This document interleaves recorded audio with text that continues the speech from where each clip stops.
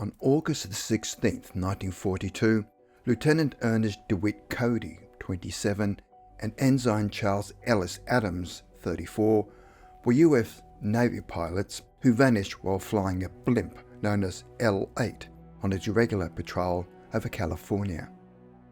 When it later descended and crashed to Earth, there was no one on board and no trace was ever found of the men.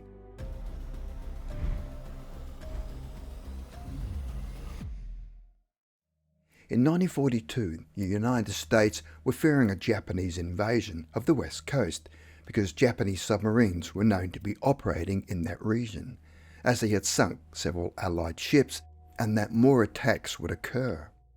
So the Navy assembled a fleet of 12 L-class blimps to monitor any activity along the California coastline. The blimps were stationed at Moffett Field in Santa Clara County, California. Blimps were preferred over airplanes as they were able to stay in the air for long periods of time and fly quietly at low altitudes. They could hover over targets and operate in low visibility and low clouds. According to a Daly City resident and historian, Ken Gillespie, it was impossible for L-8's crew to have disappeared without there being any witnesses. Gillespie said that nobody saw them fall or jump and no bodies were ever found. Through all of World War II, Airship Patrol Squadron 32 lost only 2 men, that being Lieutenant DeWitt Cody and Ensign Adams, who vanished on that patrol. On August the 12th, the L-8 blimp was given the all-clear to complete its tasks, where around 6 a.m. on Sunday, August the 16th, 1942, the flight of the blimp was scheduled to take off from Treasure Island in San Francisco Bay, and its pilots, Cody and Adams, were experienced and in fine spirits that morning.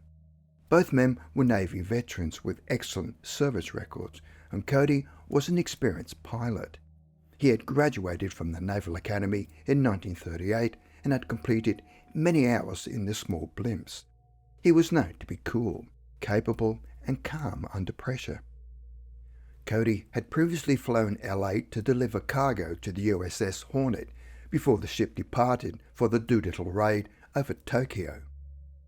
Riley Hill was a retired aviation machinist mate for the US Navy and said that Adams had flown in large blimps for 20 years and was extremely reliable, but had never flown in small blimps before. Flight 101 was his first one as a commissioned officer. At the time, Riley Hill, then 20, was assigned to accompany Cody and Adams that morning, but just before their departure, he was ordered to leave the ship. Hill now believes that heavy moisture in the air would have weighed the blimp down, which would have made it dangerous to take off with 3 men aboard. After being told to leave the blimp, he got out, shut the door, and locked it. And moments later, at 6:03 a.m., L-8 took off from Treasure Island with Cody at the controls. The wind was light with good visibility. Their flight plan called for L-8 to depart Treasure Island, pass over the Golden Gate Bridge, then head to the remote Farallon Islands that was 25 miles off the coast. From there, the patrol would continue north to Point Reyes, then south along the coastline near Montara Beach before returning to Treasure Island. All this was expected to take 4 hours, with their expected return between 10 and 10:30 a.m. The first leg proceeded without incident, and an hour and a half after takeoff, at 7:38 a.m., Cody contacted Squadron Headquarters at Moffett Field, stating that their position was 4 miles east of the Farallones. He then said, "Stand by," and 4 minutes later, at 7:42 a.m., he called again, saying, "I'm investigating suspicious oil slick, stand by." The slick suggested that an enemy submarine might be in the area. Those were the last words ever received from L-8. Hill says that when headquarters did not receive any further information from L-8, they assumed that the crew had not found anything of significance and had gone on their way. It was also not unusual for blimps to sometimes lose contact during a patrol.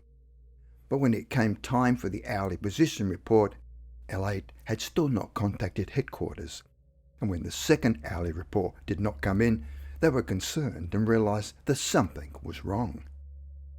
They called L8 between 8:20 a.m. and 8:50 a.m, but there was still no response from the men. Riley Hill did not believe there was anything wrong with their radio because he had confidence in their radio crew, and the equipment was in excellent working order. At around 9:30 a.m, headquarters alerted all nearby ships and planes about L8 because after more than 3 hours of radio silence, personnel at Moffett Field had grown increasingly alarmed as all attempts to contact L8 went unanswered. 2 seaplanes were then sent out to search for it and eventually received a message, but not from L8's crew. It was from San Francisco Shore Control, who reported seeing L8 crashing into Ocean Beach, south of San Francisco near Fort Funston. Why had L8 drifted 8 miles off course? At 11:15 a.m, a swimmer by the name of Mr. Capelvey was standing on Ocean Beach and spotted a huge grey mass coming out of the fog at an extremely low elevation and was heading towards him. He watched as the blimp dragged its wheel along the sand at the water's edge. 2 fishermen unsuccessfully attempted to hold it down by its tie lines. They could see that the door to the blimp was open, but there was no one inside.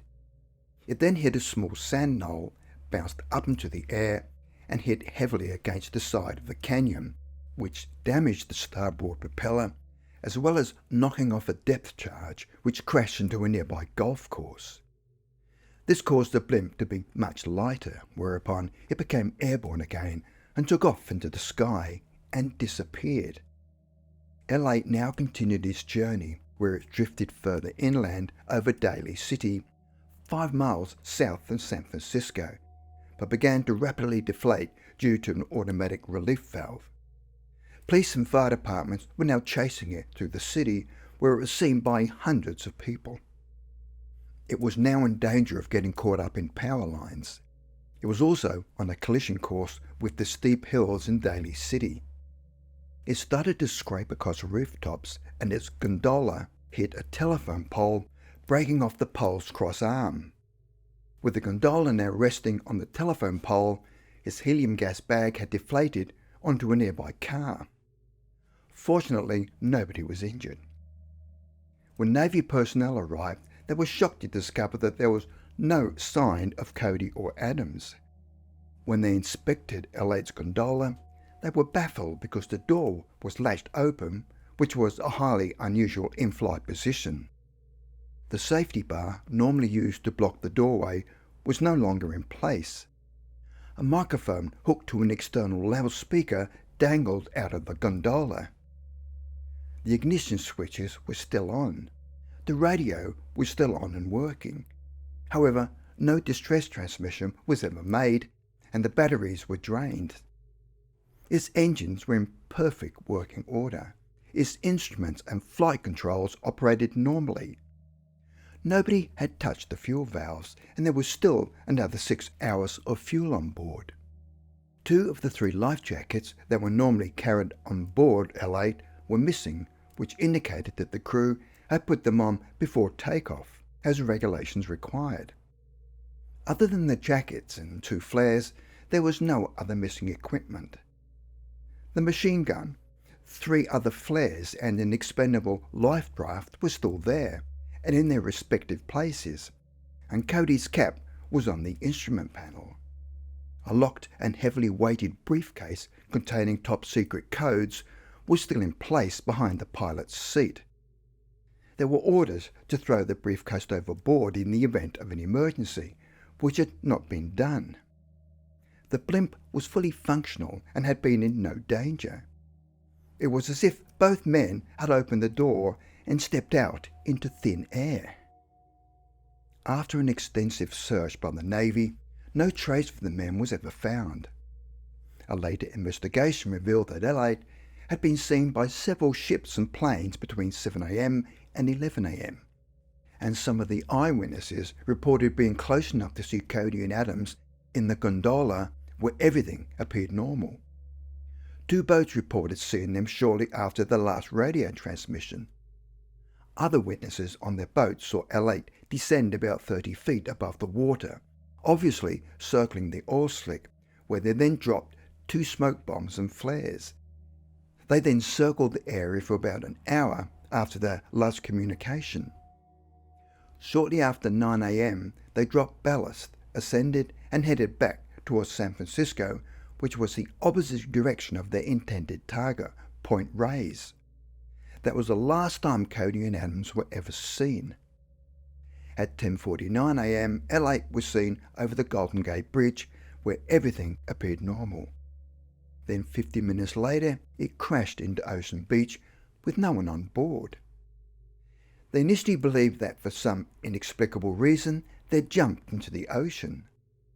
A witness at the golf course reported seeing a parachute descend from L8 while it was over the water. However, all 3 parachutes were found on board. One theory was that there'd been an accident caused by a mechanical malfunction where one of the men had climbed outside the gondola to correct the problem and had run into trouble. When the second man tried to come to his aid, both fell to their doom. Another theory is that one of the men fell either while investigating the oil slick or dropping the float lights to mark the slick. The loss of weight could have caused L8 to lurch at an odd angle, causing the other man to fall out. The Navy found that there were issues with the safety latch on L8's door, which could have led to one or both of them accidentally falling out. So, why did Cody and Adams stop broadcasting if the radio was working? What caused them to leave L8 mid-flight? If they fell out, why did no one see them, even with patrol ships about? What happened between the time they reported the oil slick and the point where L8 came ashore? 1 year later, on August 17, 1943, the men were officially declared dead. It could very well be the most mysterious incident on American soil of World War II.